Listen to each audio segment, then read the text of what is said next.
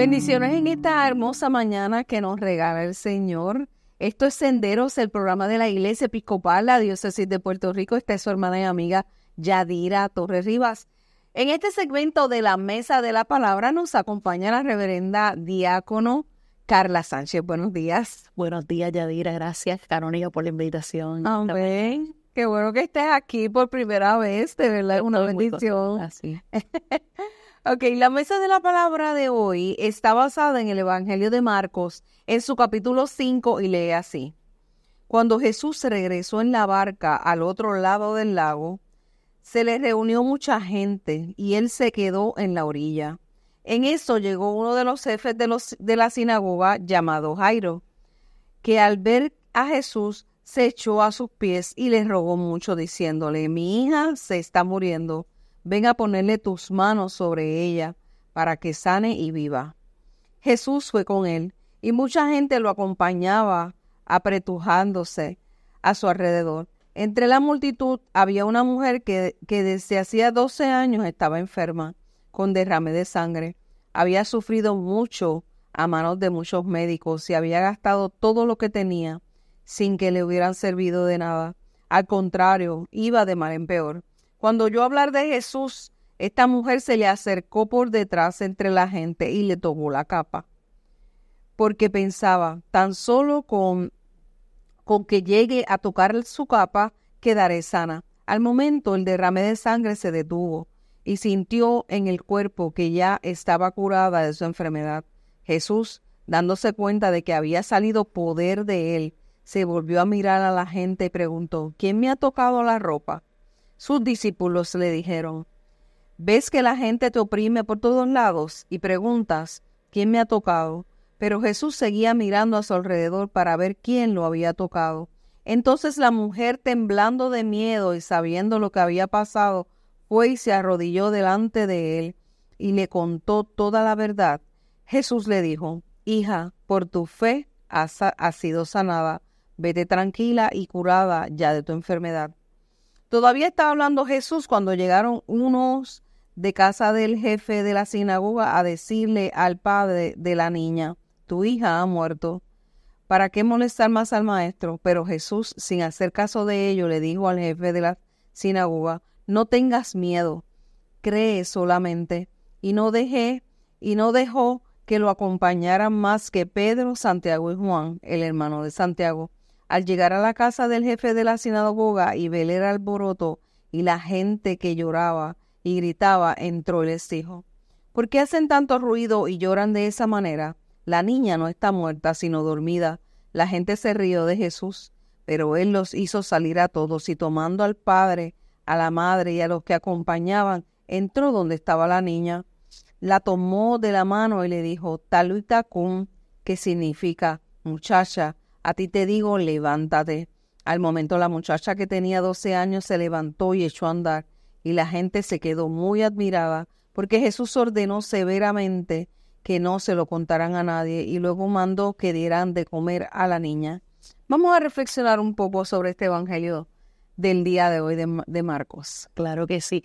Un evangelio maravilloso, inspirador, y donde ocurren dos eventos, ¿verdad? ¿Cuántas veces nosotros tenemos unos planes y vamos porque se nos hace una petición hacia un camino, pero en ese camino ocurre otra cosa? Y encontramos que Jesús, en la fama que tenía de tanta gente que sabía, de alguna manera, no como hoy en día que tenemos, ¿verdad?, la prensa, que tenemos las redes sociales, que pasa, ¿verdad?, sabemos de alguna persona que predica o que canta o que es importante y de alguna manera nos enteramos, ¿verdad?, rápido, inmediato. Pero de Jesús se escuchaba hablar de Jesús. Y por eso cuando él llegaba a los lugares lo estaban esperando. Las multitudes, la gente que se acercaba a él.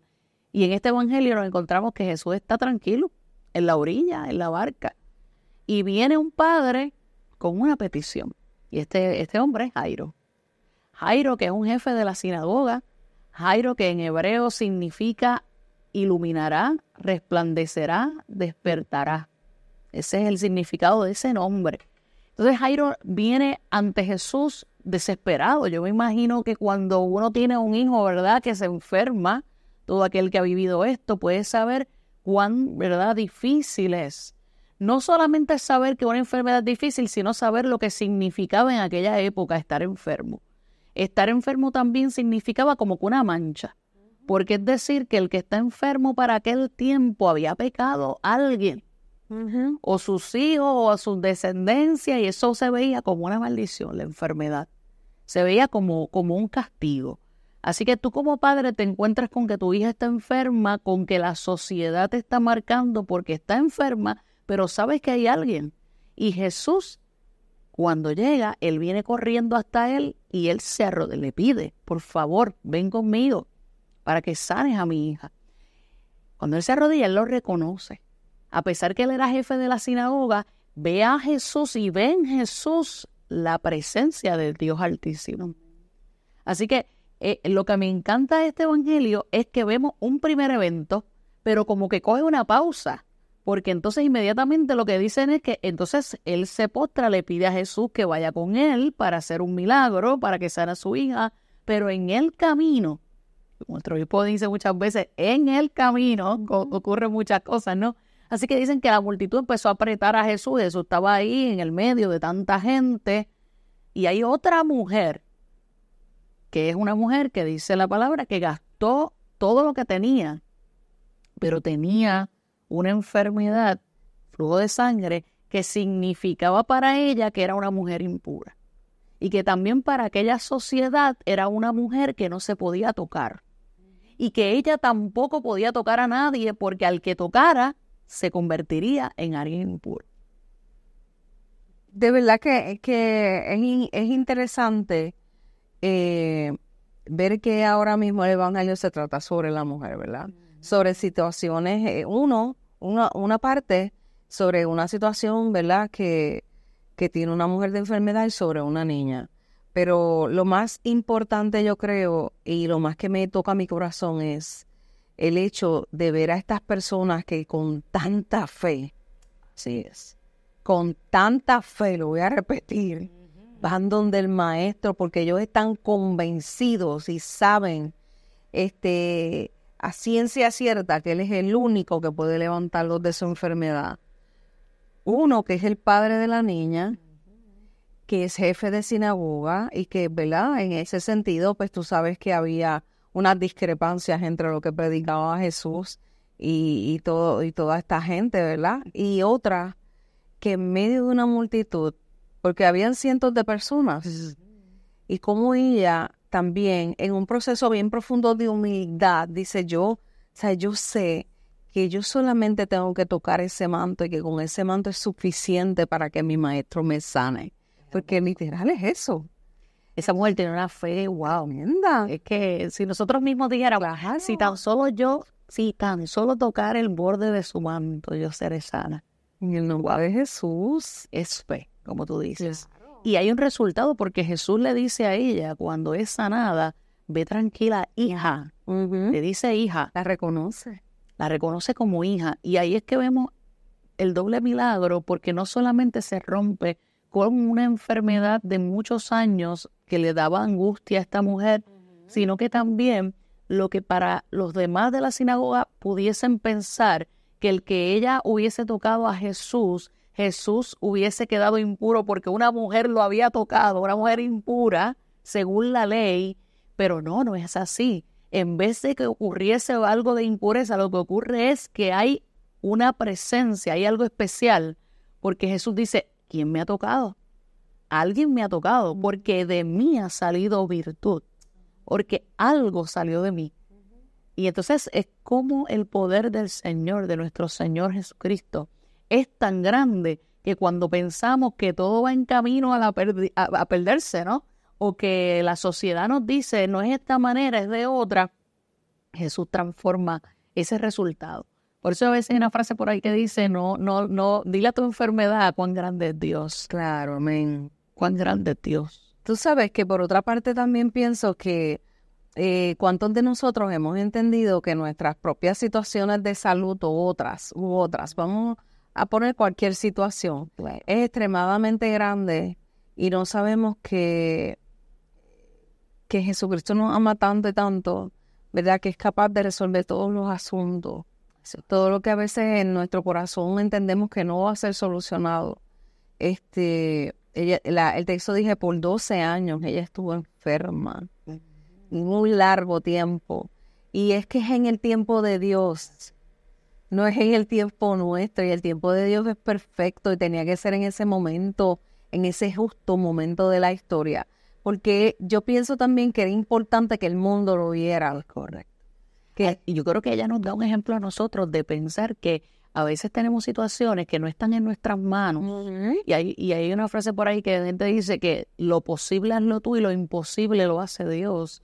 Y a veces hay situaciones en nuestra vida que perdemos un poco de momento la esperanza, Claro. porque podemos decir, ya ha pasado tanto tiempo y no he visto tal cosa. Pero esta mujer nos dice, ¿verdad? Nos demuestra que no importa el tiempo. Claro. Hay situaciones que tal vez van a tomarse un tiempo, pero tienen un resultado y tienen lo que viene más adelante, cuando te levantas y decides a tocar el manto de Jesús. Y yo creo que lo tocamos de diferentes maneras. Claro. En ese momento ya físicamente estaba allí y no tuvo que abrazar a Jesús. Jairo se arrodilló y le pidió, exclamó y utilizó su voz. Pero ella, todo ese deseo estaba en su piel, estaba en su alma, en su corazón. Ella decía, yo sé que si yo voy, algo va a pasar. Y yo me la imagino a ella empujando. Ella tuvo que haber puesto un poquito de presión ahí para poder entre la multitud mover y tocar a Jesús.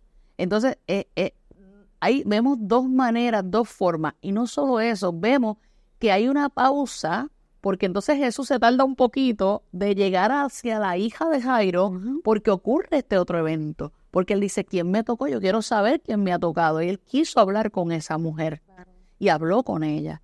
Y le dijo, hija, ve tranquila, porque tu fe te ha salvado. Por otra parte, cuando llega a la casa de Jairo, es como esa sensación de que le dice a la gente, pero ¿por qué lloran? Ya está todo resuelto.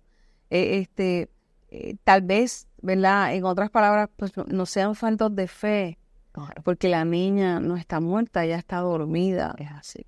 Y inmediatamente con 2 palabras, levántate. Entonces, a mí en lo personal me encanta mucho el texto en la parte de levántate, porque levántate es una palabra de acción, es una palabra de fuerza. Levántate tiene mucho significado. No levántate solamente porque estás dormido, es levántate y haz. Levántate, coges tus cosas y sigue adelante. Levántate, sigue mis pasos, ¿entiendes? Sigue mi camino.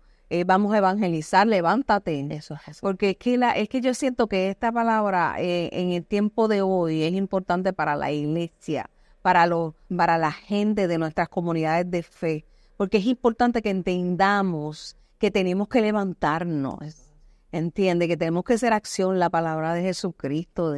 Y que Jesucristo rompió barreras. Claro. Lo que para aquel tiempo era impuro, para Jesús no hay nada impuro. Él nos purifica, Él limpia nuestros pecados. Y a través de su sangre nosotros hemos sido curados, somos sanados. Y no solamente Él, cuando veía a alguien enfermo le decía, tu fe te ha salvado. Y ¿sabe qué? Hay personas que reciben el milagro. Claro. Pero yo he sido testigo de gente de Dios que muere a lo mejor de una enfermedad, llega a morir de una enfermedad, pero su espíritu no está enfermo. Son gente, yo tuve un amigo que tenía cáncer y todo el que llegaba a aquella casa salía bendecido de aquella casa. Y él, antes de morir, sanó espiritualmente a muchas personas. Y esos son los misterios de nuestro Dios. Claro. Que aún en la enfermedad, aún en la angustia, como dice, ¿qué podrá separarnos del amor de Jesús? Ni lo alto, ni lo bajo, ni lo profundo, nada nos puede separar de su amor. Amén. Entonces, Jairo pudo acercarse a Jesús. La gente estaba llorando desesperada porque para ellos Jesús no había llegado a tiempo. Aquella joven estaba muerta, pero no, él dijo, ella está durmiendo, ya no está muerta, levántate, Talita cum, levántate, levántate. Entonces, como tú bien dices, Dios nos invita hoy a que nos levantemos, a que a lo mejor aquella mujer dijo, ya basta ya, son 12 años, ya me cansé, ya me voy a levantar y voy a la multitud porque yo escuché que Jesús está cerca. Entonces vamos a caminar en fe, vamos a confiar en el Señor, porque Él está en el camino y Él está con nosotros, Él camina con nosotros. Y la palabra dice, yo soy el camino, la verdad y la vida, nadie va al Padre si no es por mí. Toda obra de transformación, todo milagro que Jesús hizo, lo hizo a través del poder del Espíritu Santo. Amén. Porque Él fue guiado y Él estaba guiado en obediencia. Padre, que sea tu voluntad y no la mía. Entonces Jesús nos enseñó a orar y en esa oración, ¿qué nos dice? Que sea tu voluntad en la tierra como en el cielo. Y para aquellos que están ahora mismo en alguna enfermedad, en alguna circunstancia, siempre le oramos al Señor para un milagro. Oramos por sanidad, pero también decimos que sea tu voluntad, porque tus caminos son más grandes que los nuestros. Y yo creo que hay algo importante y es que Jesús le dice a esta joven, a esta mujer, tu fe te ha salvado, ve tranquila,